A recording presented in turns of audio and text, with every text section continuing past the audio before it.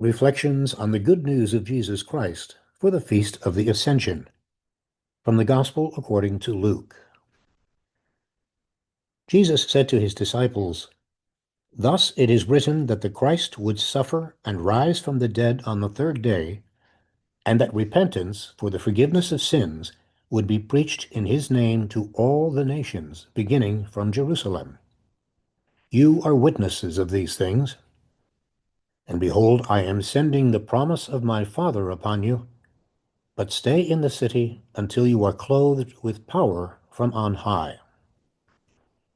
Then he led them out as far as Bethany, raised his hands and blessed them. As he blessed them, he parted from them and was taken up to heaven. They did him homage, and then returned to Jerusalem with great joy, and they were continually in the temple praising God. The good news of the Lord.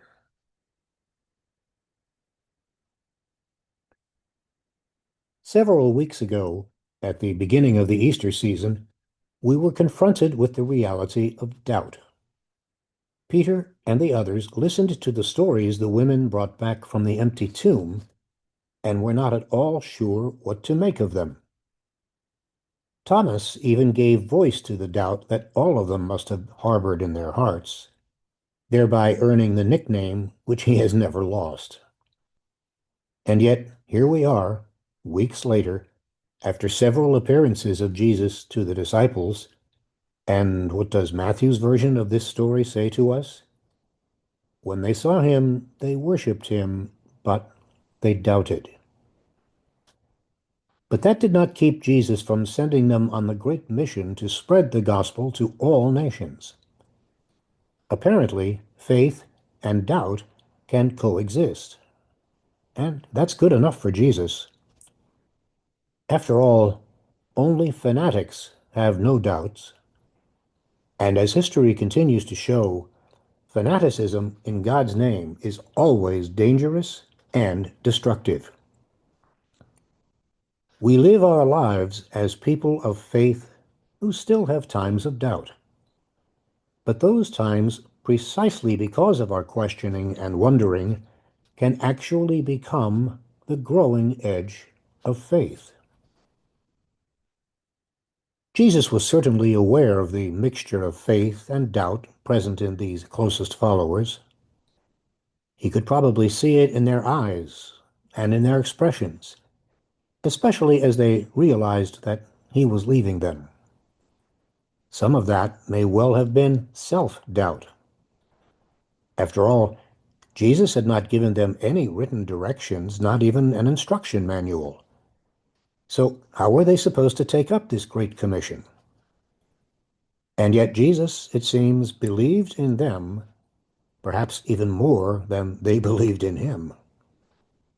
And the fact that we are here, over 2,000 years later, as descendants of those first disciples, shows that Jesus was right, even as they doubted. All of us experience goodbyes at some time in life, when we are moving from one neighborhood or city to another, from one school or job to another, from one relationship to another. Times of parting can break into our lives in many ways. And it is not unusual that goodbyes are often painful, poignant. At first glance, today's feast may seem to be Jesus saying goodbye to his friends, and we may wonder at the pain they were feeling. But there is far more to it than that. A story may help us to see more clearly what the Ascension is really about. To be a practicing Catholic in 16th century England was dangerous. In the wake of Henry VIII's and Elizabeth I's insistence on being recognized as the sole head of the Church, Parliament enacted several severe anti-Catholic laws. The celebration of the Roman Mass was made illegal. Priests were hunted down, arrested, and executed. To shelter a priest, to teach the Catholic faith, to provide any aid or support to the outlaw religion, such actions were considered treason, punishable by death. There are many stories of brave Catholics who kept the faith alive in England and Wales and paid the ultimate price. First among these martyrs was St. Margaret Clitheroe of Yorkshire. Married to a Yorkshire butcher, she harbored priests who celebrated Mass in her home. She ran a small and illegal school for children, also in her home. She spent more than a decade in and out of prison, released once only long enough for the birth of one of her children.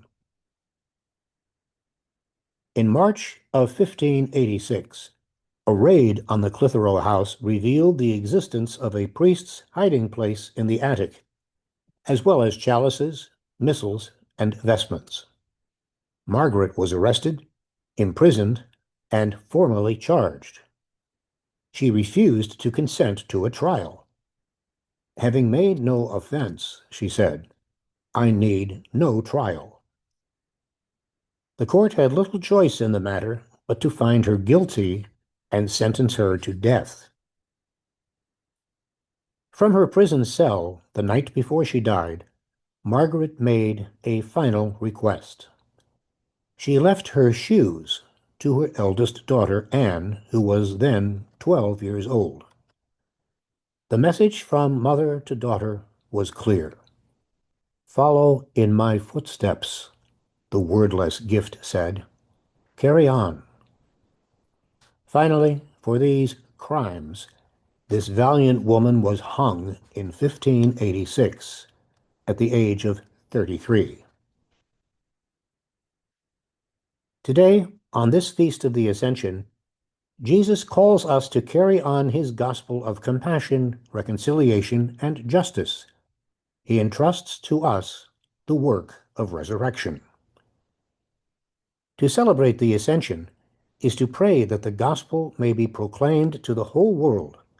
That is the mission Jesus gave his followers, and that includes you and me. In baptism, every Christian of every time and place takes on the role of witness to all that Jesus did and taught. We are witnesses not only in articulating the powerful words of the gospel, but also in the quiet, simple, but no less powerful expressions of compassion and love that echo the compassion and love of God. God who is Father and Mother, Son and brother and sister to us all. None of us can fulfill that mission alone, but his message is we won't have to, because we are never alone. Remember Jesus' final words, I am with you always. Hear those words now addressed to you. I am with you always. I am with you at this moment. No matter what is going on in your life right now, I am with you. As we have heard before during this Easter season, in order to continue being with his disciples, Jesus had to leave them. His old presence in one human body, in one small corner of the world, reaching a small number of people in one tiny period of history, now gives way to a new presence that will reach the whole world in every age. The risen and ascended Jesus is not far away. He is with his followers and will be with them, us, to the end of time.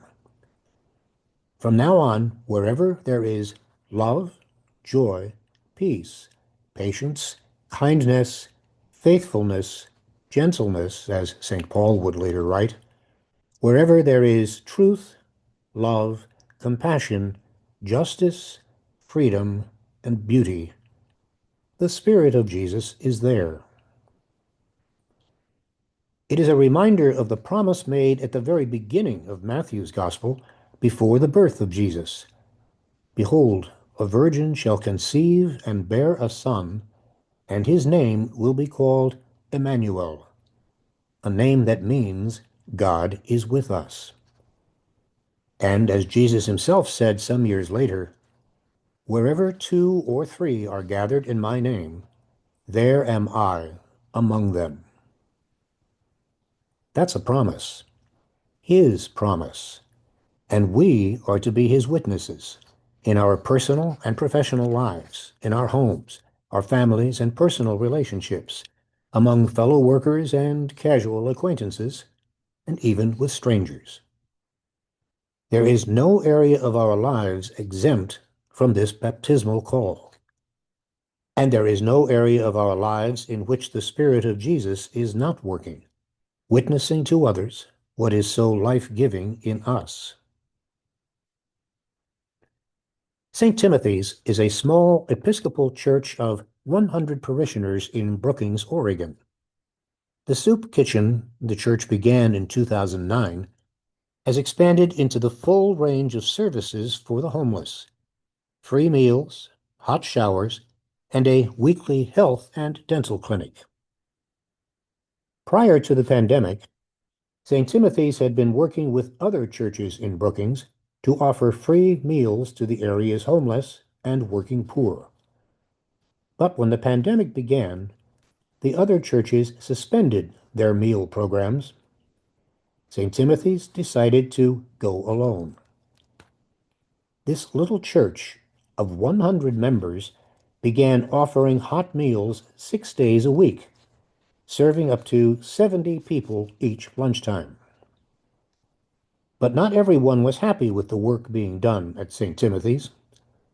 Local residents were concerned about the noise, the safety, and the cleanliness, as well as their fear that their coastal city would become a haven for the poor and homeless. A group of residents petitioned the city council to put an end to it. In response, the council required the church to obtain new permits, limit its hours of operation, and cut back its free meals from 6 days to 2.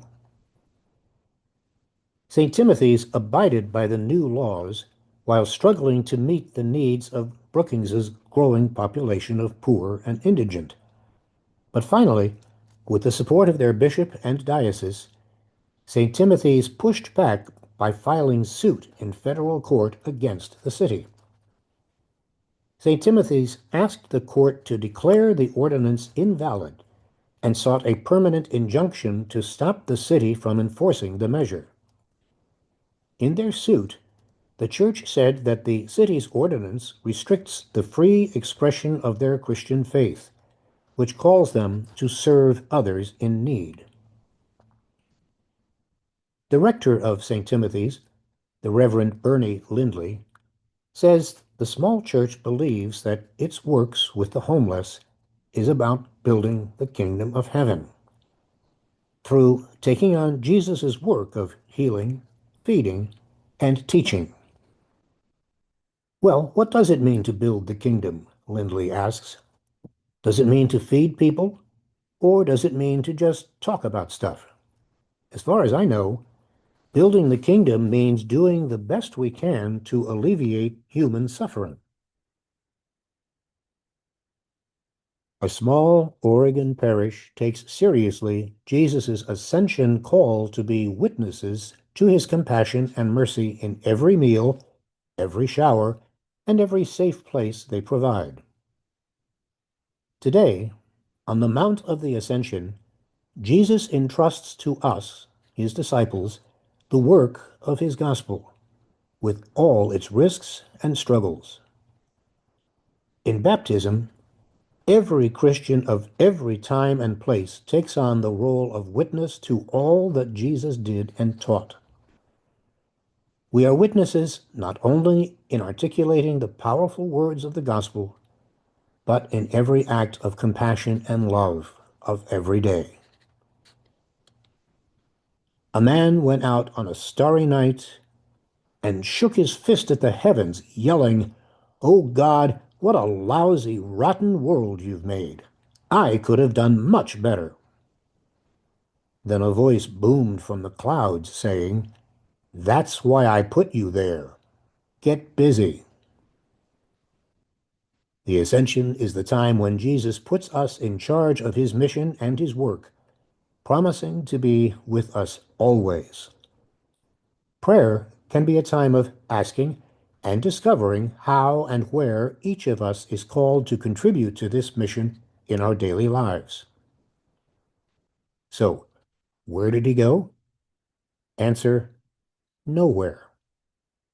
He's still right here in us and among us through the gift of his Spirit. Thanks for listening. You're free to share this with anybody else you think might like to listen to it. And I hope you'll consider becoming a regular subscriber to this weekly reflection.